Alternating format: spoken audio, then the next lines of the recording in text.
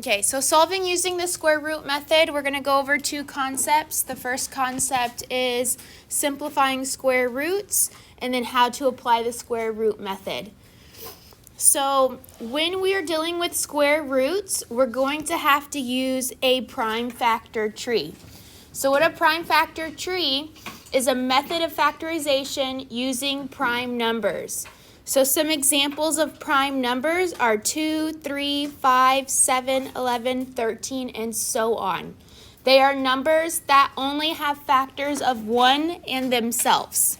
So for example, 7 only has factors of 1 and 7. Okay. So in the first couple examples, we're just going to be simplifying regular square roots. So these are square roots that if you type them into your calculator, you're going to get a decimal answer. So 5 point something. What we're going to do is we're going to simplify this as much as possible so we don't have to type this into our calculator.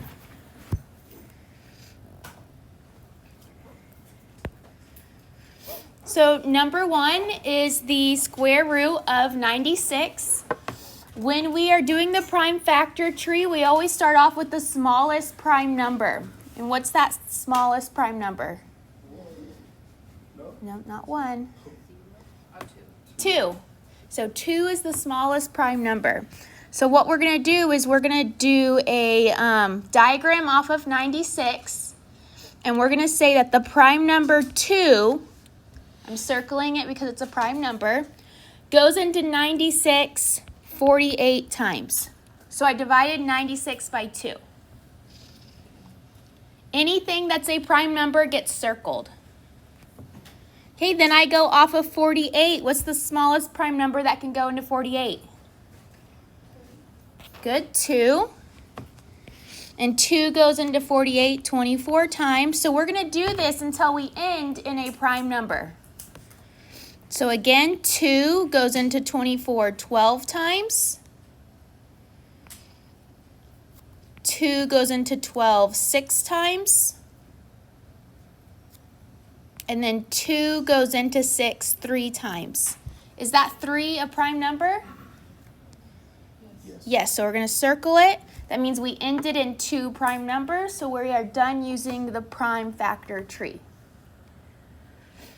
Since we're dealing with the square root, we are going to be circling pairs of 2. So we have one pair here. So pairs of 2. Another pair here. And do we have any other pairs left of our prime numbers? No. So what we do with our pairs and whatever's left is that we multiply them. So we're going to take one number out of the first pair. So we're going to take a 2. We're going to take one number out of the second pair, which is also a 2. So 2 times 2. We're going to rewrite our square root. And what were the prime numbers that were left? 2 and 3. So we're going to multiply those. 2 times 3. So that means the square root of 96 is the same as saying 4 square roots of 6. That's our answer.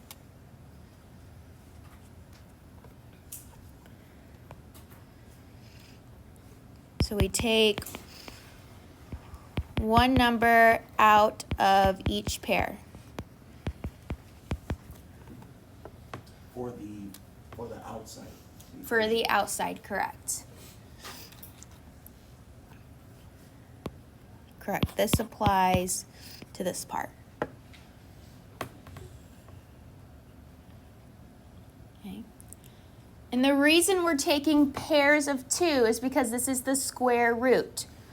Remember, we can have multiple types of roots. We could have the cube roots. We could have a root of 4, so on and so forth. If we have those higher roots, then we're going to take pairs greater than 2. We could take pairs of 3, pairs of 4, etc. For the purpose of these notes, we are only doing pairs of 2, because it's all talking about square roots.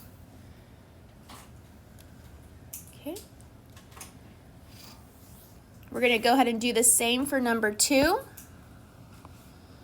Number 2, we have the square root of 216. So we always start off with our smallest prime, which is going to be 2. So 2 goes into 216 108 times. So we're dividing that number by 2. We can use 2 again, and 2 goes into 108 54 times. 2 goes into 54 27 times. But can 2 go into 27?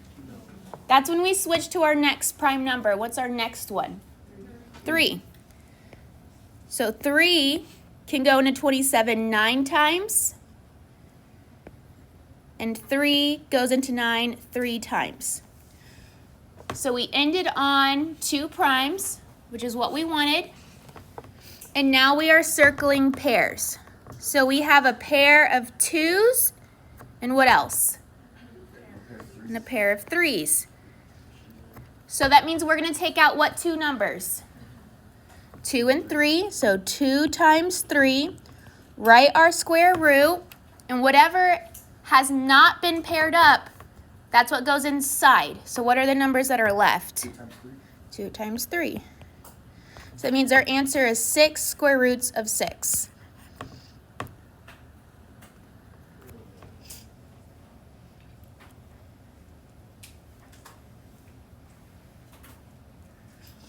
Okay, any questions so far?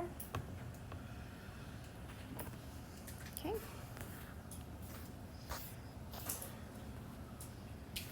Okay, go ahead and try number 3.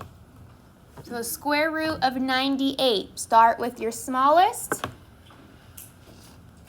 And then if that doesn't work, you continue on with your prime numbers.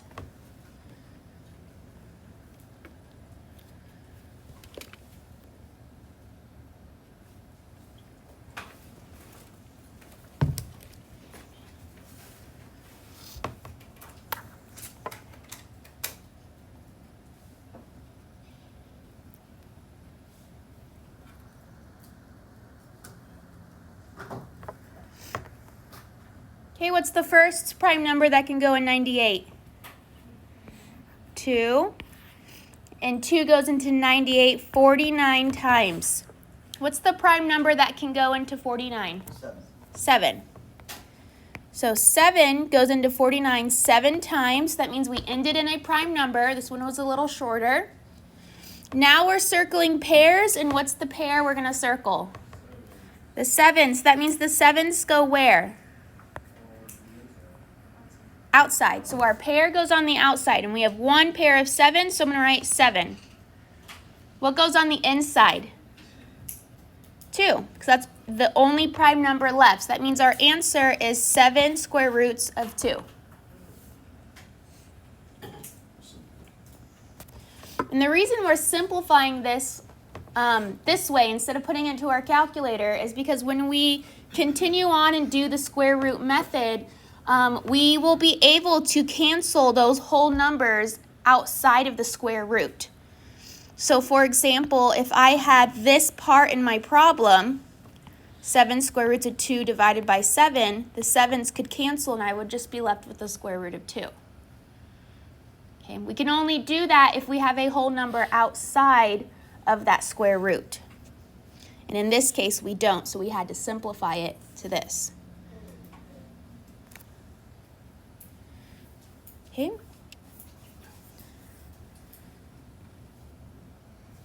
Number 4 has a negative sign inside of the square root. That tells us we are going to have what attached to our answer? I, an imaginary number.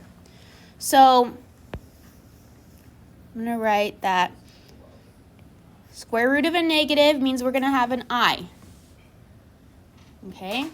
So for now, ignore that negative and just draw your tree off of the 18.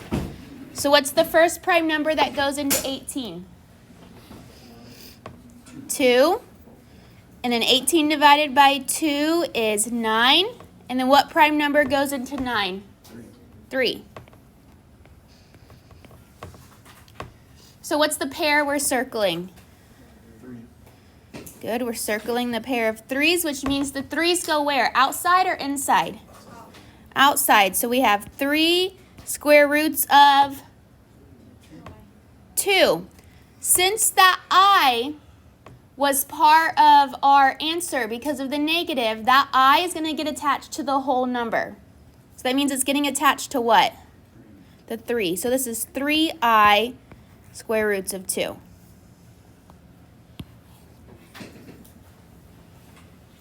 You're going to attach to outside number. So if I attach imaginary number next to the root, that would be equal.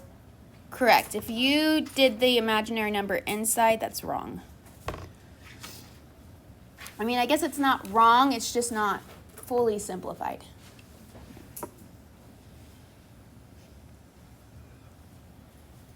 Okay. Go ahead and try number 5. Similar to number 4. So remember, you start with the smallest prime, and if it doesn't work, you go on to the next prime.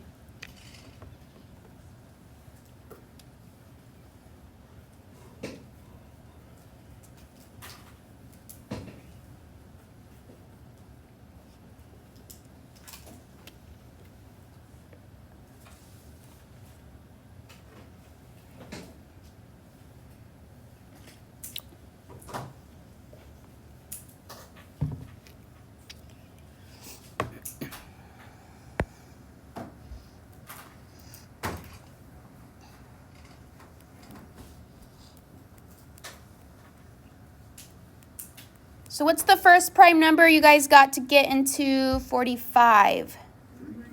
3. So 3 goes into 45 15 times. What's the next prime number? 3 times 5. Good. 3 and 5.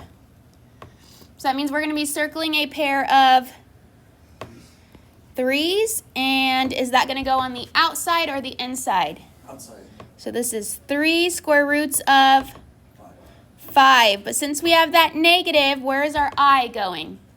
3i square root 5. Good. 3i square roots of 5.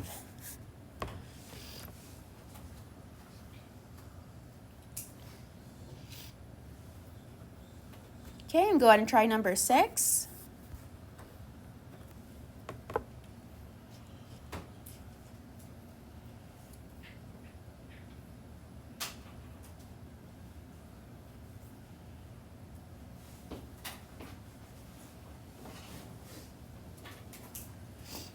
Okay, what's the prime number that goes into 12? 2, and we end up with 6. And what goes into 6? 2, and then we end in 3. So we're circling a pair of 2s, and that goes where? Outside. And what's going to be on the inside? But since we have a negative, what are we missing in our answer? The I, and is it getting attached to the 2 or the 3? 2. So 2i square roots of 3. Okay. So we're going to be using this method to help us when we are factoring a perfect square. So we're starting our introduction to factoring quadratics. So the first factoring method we're going to learn today is the square root method. This method is only true if when we have our graph of our parabola, if the axis of symmetry is the y-axis. So something like this. Have our x and y axis. Axis of symmetry has to be going straight through the middle of the parabola. The reason for this, when it goes straight through the middle, when we have our quadratic function, we will be missing a b value, so that middle value. When we're missing the middle value, we have x squared equals c. So right here, this x squared equals c. which we could write in standard form as x squared minus c equals 0. Okay. So in these ones, we are only going to have our a value and our c value. Okay. What's that x squared minus c equals 0? What did you say it was? It's in standard form. So I just took that x squared equals c and put it in standard form. Because remember, standard form, if we had everything, is x squared, ax squared plus bx plus c equals 0. But in this case, we do not have that bx. Oh, I see. Okay. Another way to notice that if you're going to use the square root method, so for example, if we look at number 7, looking at that c value, is 16 a perfect square? Is 16 a perfect square? Remember, perfect squares mean we could take the same number and multiply it by itself. So that means the square root of 16 is what? 4. Let me just make sure I'm teaching it this method. Okay. So we know that the square root of 16 is 4. So again, we know that this is going to be an easy way to factor using the square root method. So what we're going to do is we're going to get x by itself. So the first thing we're going to do is add the 16 over, because we want x by itself.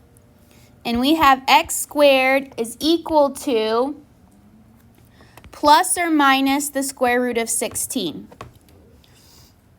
Why do you think it's plus or minus? Focus on both sides.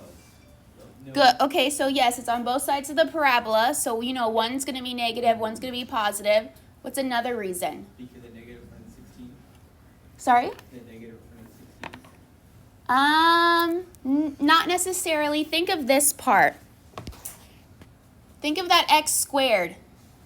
If we squared a positive number, we would get a positive number, right? If we square a negative number, we're also going to get a Negative. positive number. Negative times a negative is a positive. So that means our answers are going to have two possible answers. One that's positive and one that's negative.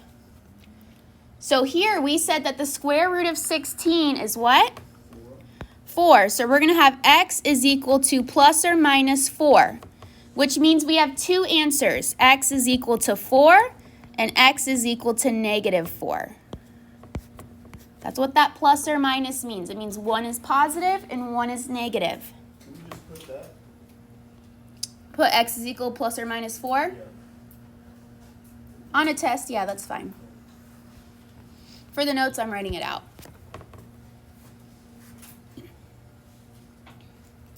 Okay. So now let's look at number 8. Number 8, first we're checking that c value. And what's the c value? Negative 100. So just look at this part. Just the number, 100. Is 100 a perfect square? Yes. Yes. What's the square root of 100? 10. 10. So in order to get our x by itself, we're going to add the 100 over. And we're going to get x squared is equal to, Plus or minus square root of 100. I just realized I wrote something wrong on number 7. Plus or minus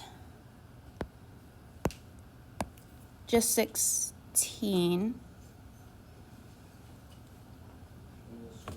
Because I didn't take the square root yet, right? So then this should be x squared. Sorry, taking the square root.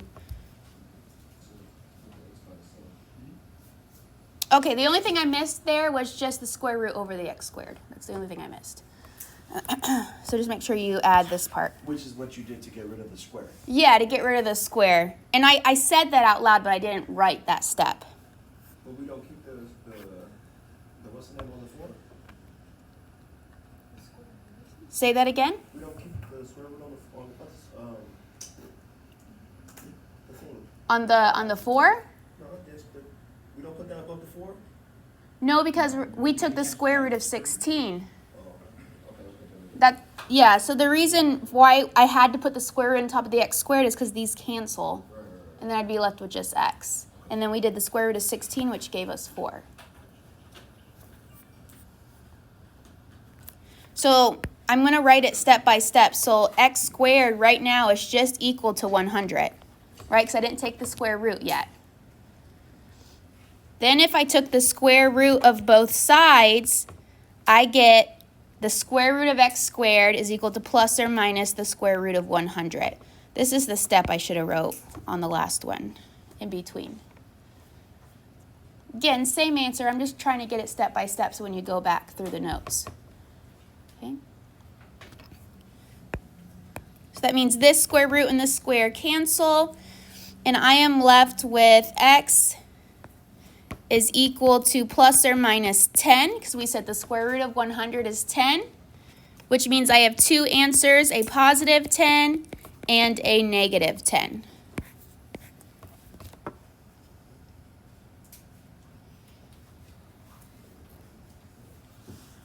Okay, and notice we got those perfect squares, those perfect square roots, they're real numbers, because our c value was being subtracted. So in 7 and 8, we had a minus c. Now look at 9 and 10. What's different? Negative.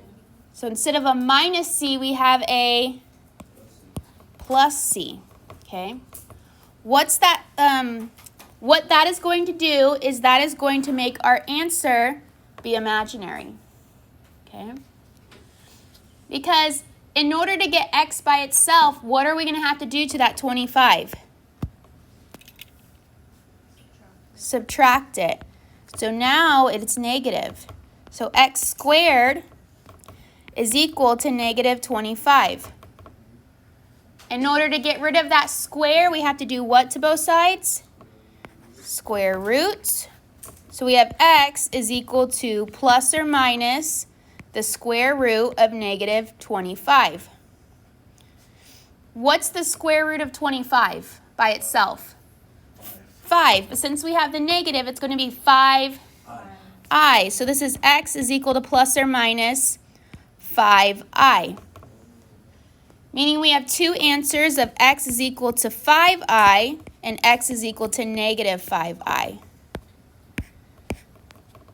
So when we have that plus here, that tells us that we're going to have imaginary numbers.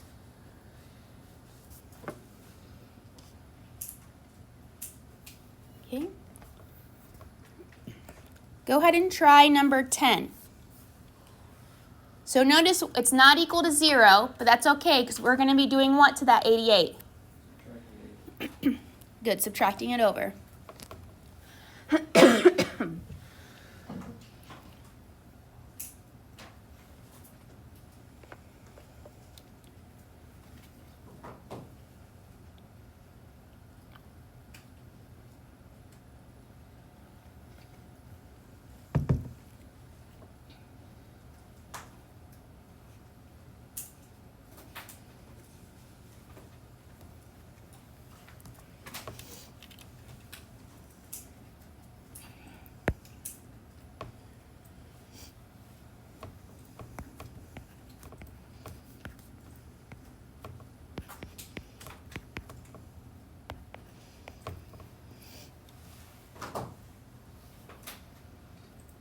Okay, so our first step was to subtract that 88 over. So you should have got x squared is equal to negative 81. Take the square root of both sides. And you should have got x is equal to plus or minus what? Square root of 81, negative 81? Good, the square root of negative 81, which we know is what? 9. 9i. So we got 9i and negative 9i.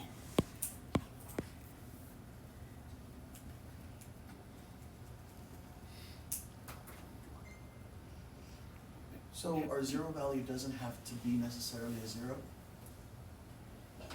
Only in this case.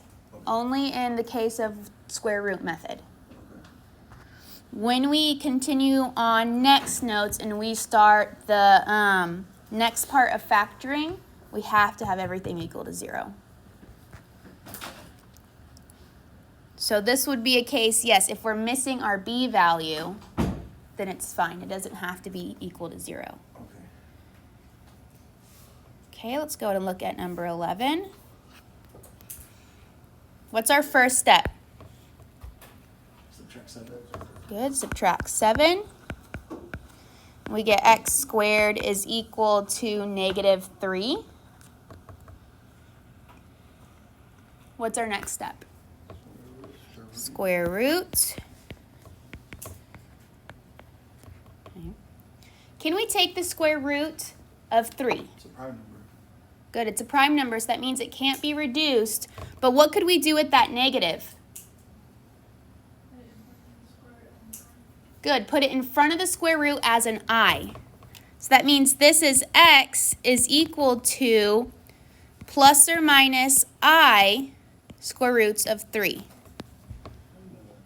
So the only thing I took out of here is I took out of this negative, put it in the front and made it an I, and left that square root of 3 by itself because it could not be simplified because it's a prime number. So that means I have x is equal to positive I square roots of 3 and negative I square roots of 3.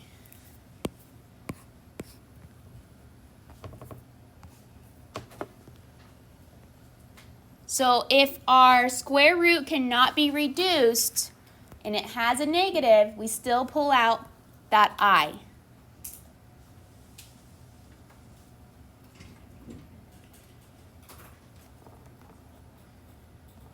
Okay. Any questions so far? Let's look at 12. What's our first step here? Add 4. So I get x squared is equal to negative 1. What's my next step? Square root.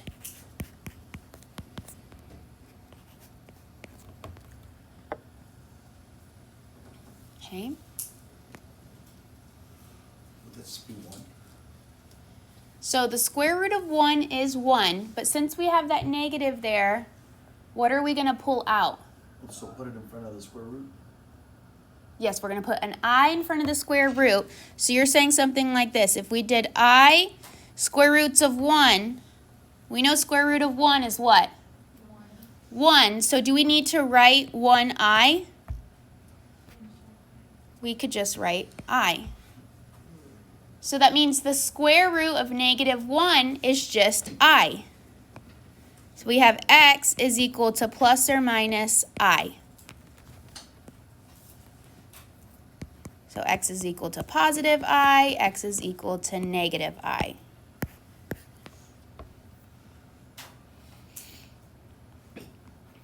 And that is because this simplifies to this.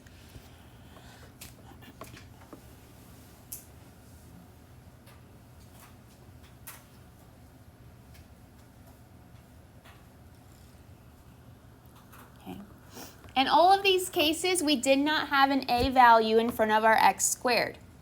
So we did not have to do another step of getting rid of that a value. On the next part, number 13,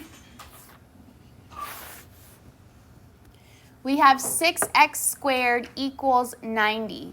So in this case, we don't have the c value to add or subtract over. We just need to get rid of that 6. And what are we going to do to get rid of that 6? Divide.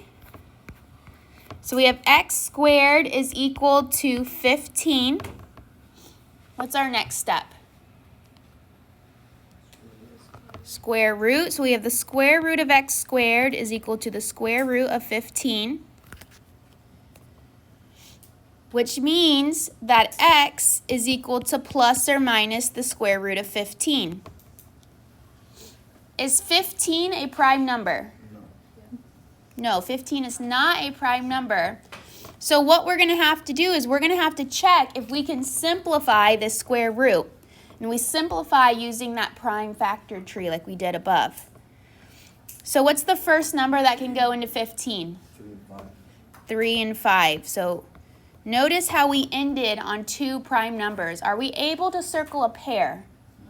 No. No. So that means, can this be simplified further? Yes or no? No. So that means the answer here is just x is equal to the square root of 15, and x is equal to negative square root of 15.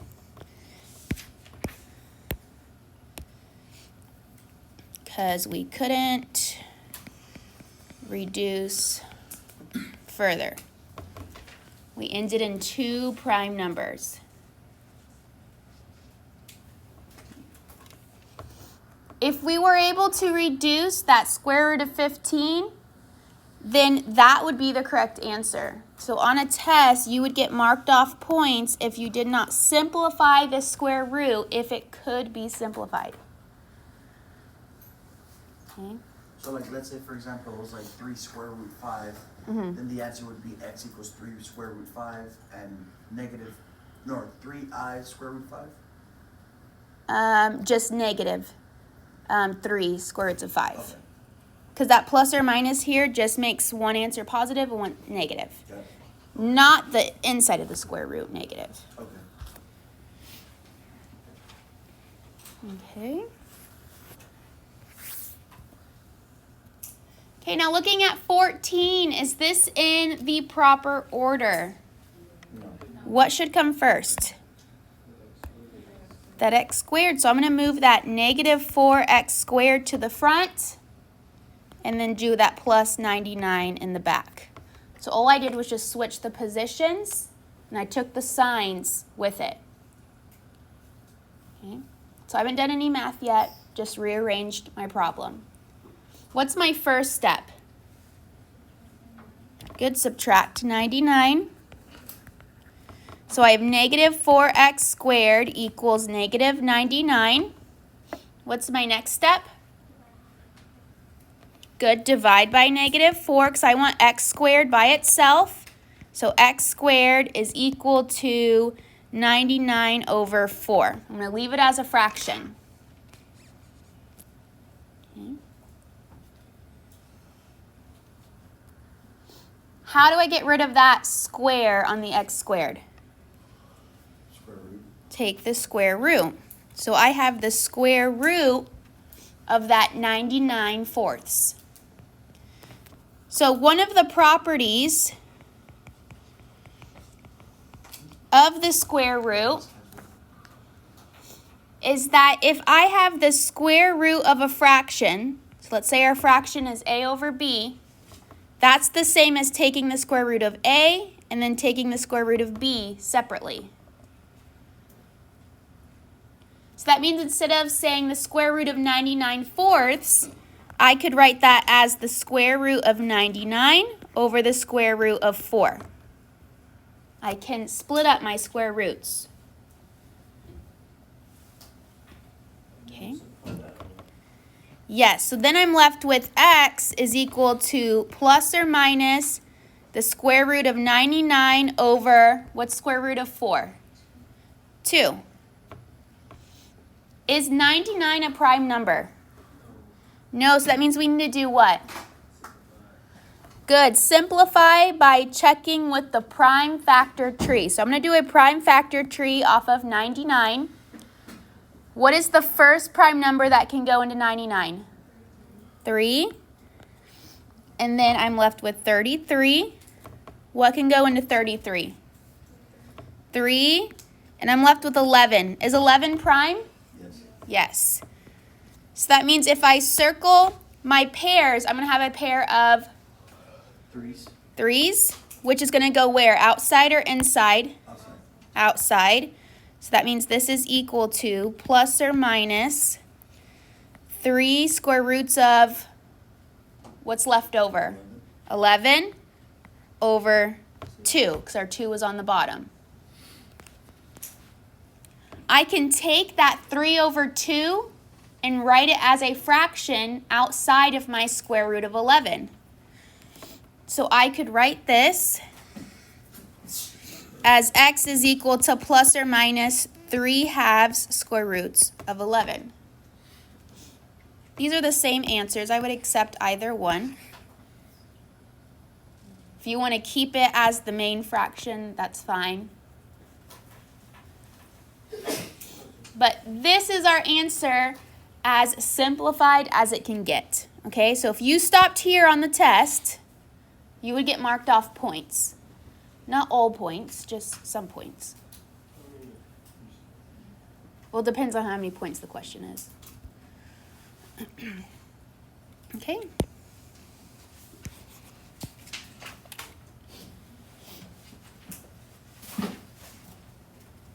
Okay, let's go ahead and look at number 15. So number 15, what's different about our A value than the rest? It's a fraction. It's a fraction. Do you want to deal with a fraction? No, so what are we going to do to the entire problem? Skip it. Multiply by 4. Why are we multiplying by 4?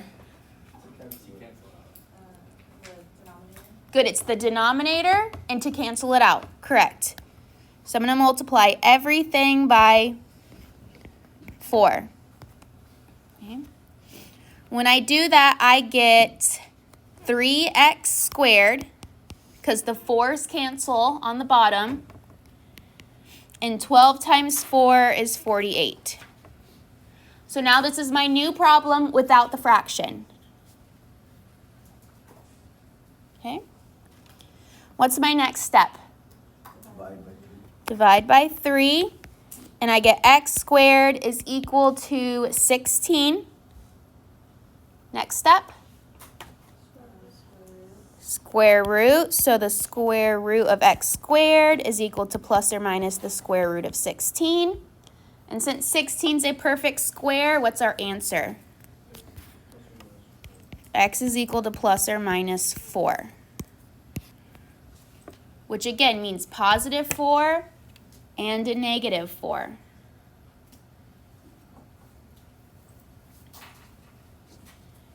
You could have went through this whole problem and used the fraction. It just would have been more steps.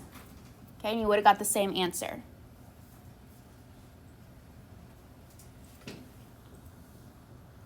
Okay, let's look at 16. What's our first step here? Subtract 16. Subtract 16. So we have 49x squared is equal to negative 8. Okay, right away before we even continue, that tells us that our answer is going to include an I. What's our next step? Divide both sides by 49. So I have x squared is equal to negative 8 over 49. What's my next step? Square root everything.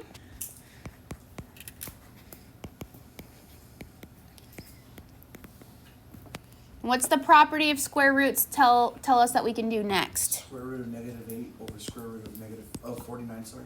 Correct. Okay. 8 is not a prime number, so we're going to have to see if that can reduce. But what's the square root of 49? 7. So I'm just going to leave that 7 on the bottom. I'm going to come off to the side and do my tree off of 8. So what's the first prime number that can go in 8? 2, and I'm left with 4. What's next? 2 and 2. I'm going to circle pairs of 2, and that means my reduced radical is what? 2 square root 2. Good. 2 square roots of 2. Okay. Since I have that negative there, though, where is that I going to go? Outside. So this is 2i square roots of 2 divided by 7. So again, this right here. Oh, I'm missing something here because it says x is equal to plus or minus 2i squared to 2 over 7.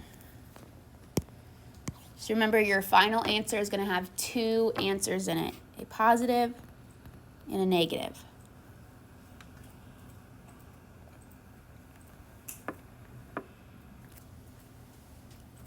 Okay, so we're always making sure that our radical reduces. If for whatever reason you forgot and you just said that this square root of -8 is the same as I square roots of 8, again, there's some points that are going to get marked off because this is not completely simplified like that one is.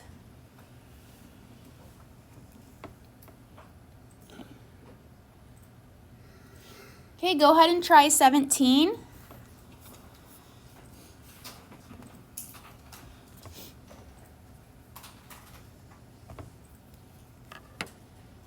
Give you guys about a minute or so to do that one. You are going to have to reduce your answer.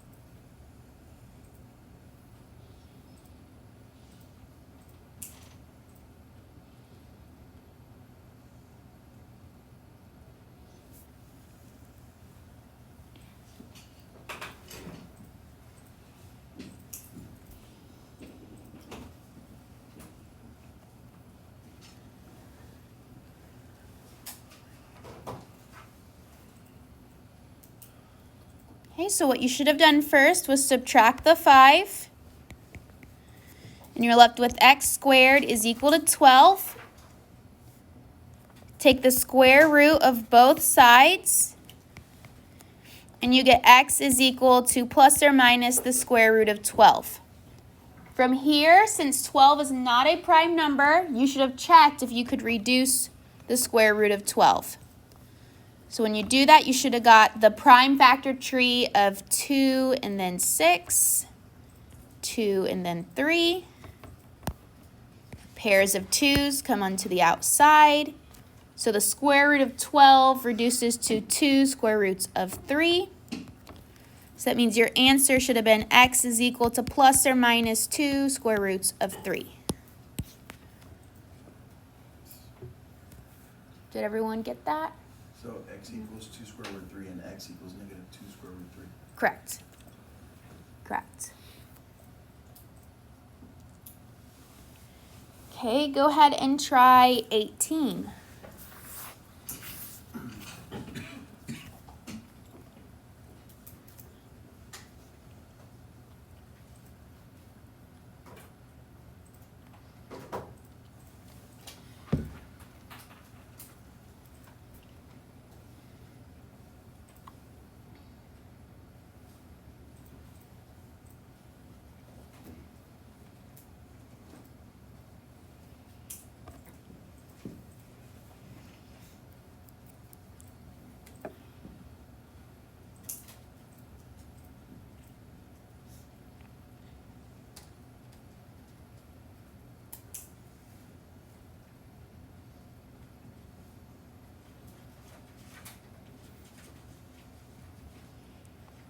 So when you're doing your prime factor tree, if you have to go past the prime number 11 or prime number 13, that just means that it should tell you something about the number 41. You're still having to try all these numbers.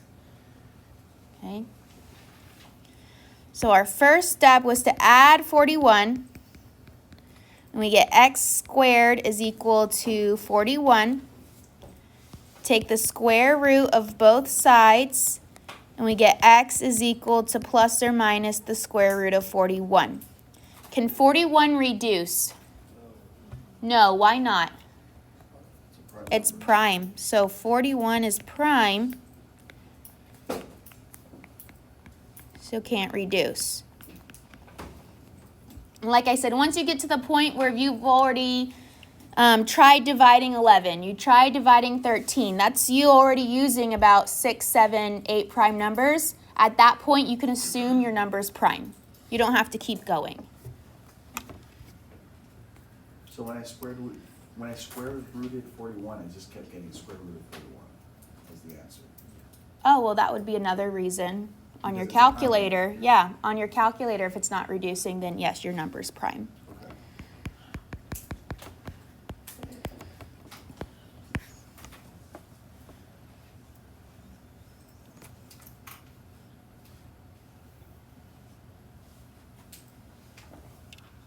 Okay, let's look at 19. What's our first step on 19? Add 6. So we have negative 8x squared is equal to negative 24. What's our next step? Divide by negative 8. So we have x squared is equal to 3. Since those negatives canceled out, that means we're not going to have an imaginary number. So if I take the square root of both sides, I get x is equal to plus or minus the square root of 3. And can that reduce? No. No, because 3 is what? Prime. That means this is my answer. Positive square roots of 3 and negative square roots of 3.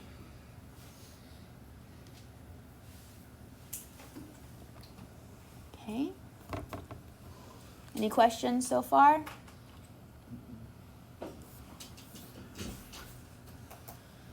Now let's look at 20. What's our first step?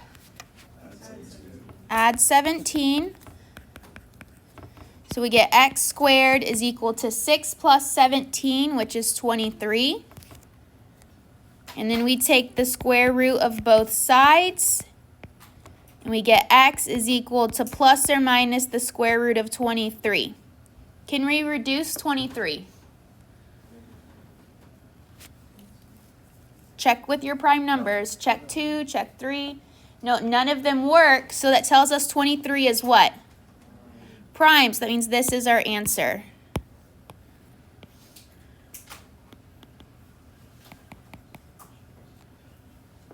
Prime number. Okay. Number 21. Okay. We have a fraction in our problem. Do we want a fraction? So how are we going to get rid of that fraction? Multiply everything by 2. Why 2? Good, that's the common denominator. So when we multiply everything by 2, we're left with x squared, because those 2's cancel, minus 29 times 2. Anyone have that number for me? Negative 58. Negative 58, thank you. Is equal to 6. So we multiplied everything by 2, got rid of that fraction. What's our next step?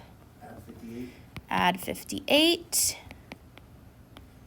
So we get x squared is equal to 64. Okay, what's our next step? Square root. So that means we're left with x is equal plus or minus the square root of 64. Can that reduce? Yes. What's the square root of 64? 8. So we have x is equal to plus or minus 8. That means our answer is positive 8 and negative 8.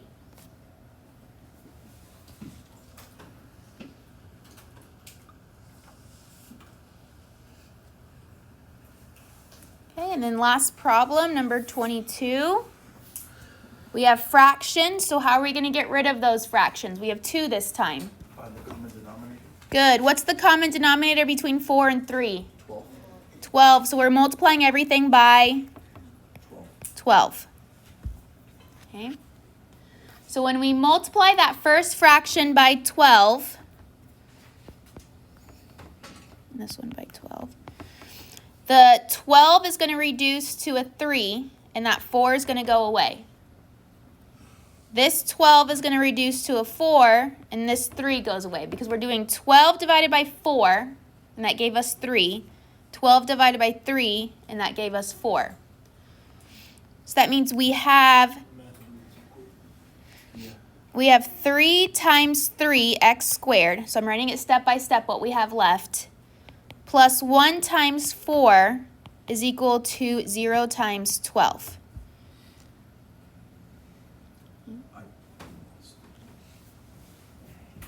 Lost on how we got The 3 and 4. like these numbers here. Oops. Okay.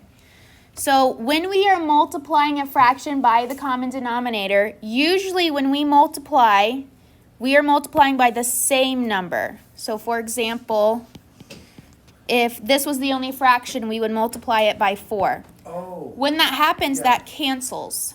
Yeah, we had to multiply the top part to get that 12. Yes. We multiplied the bottom by 3 and we multiplied the bottom by 4, so we're doing it to the top. I get it now.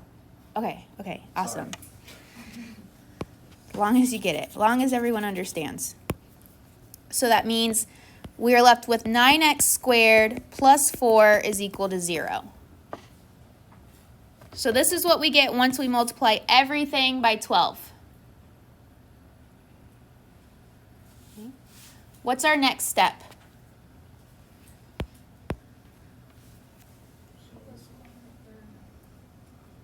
So we want x squared by itself, so what's our next step? Subtract 4. So we're left with 9x squared is equal to negative 4. What's our next step? Divide both sides by 9. And we get x squared is equal to negative 4/9. Taking the square root of both sides, we have the square root of negative 4/9. But we know by the property of square roots, we could rewrite that as square root of negative 4 over square root of 9. That square root of negative 4 is going to give us what? Good, a 2i. Why is it giving us a 2i? Negative inside.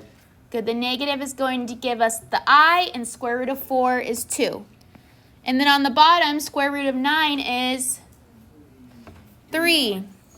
So just 3 because the 9 doesn't have a negative. Oh. I wrote a negative 9, I'm sorry. So that means we have x is equal to plus or minus 2i over 3.